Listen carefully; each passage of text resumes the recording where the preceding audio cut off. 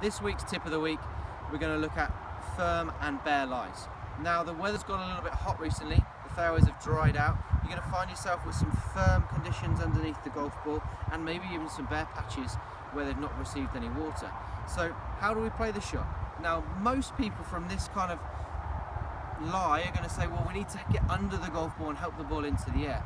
Unfortunately, if you try to get under the golf ball, you're going to be very disappointed with your results, because most people, when they're trying to get under the golf ball, they end up leaning back, trying to scoop the ball into the air, resulting in a shot that either runs along the ground, goes very low, and then or hit the ground before the ball, a long way before the golf ball. So how can we improve this? All right, so how can we improve our strike at impact and have a consistent ball flight when we play from these lies? Well, we need to make a couple of changes. One of the key factors here is we're going to move the ball just fractionally back in our stance. So if this is a normal ball position, I'm going to move the ball maybe half a ball to a ball further back in my stance. I'm going to try and get a little bit more weight on my front foot at address just to preempt impact.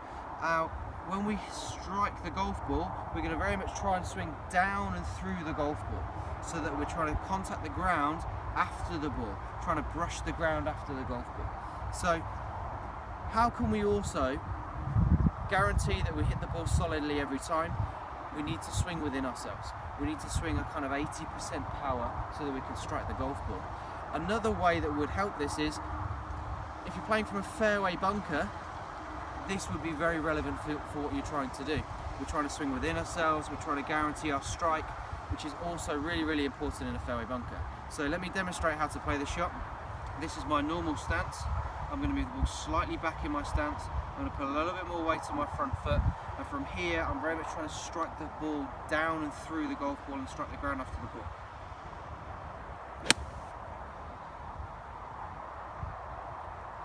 Try this week.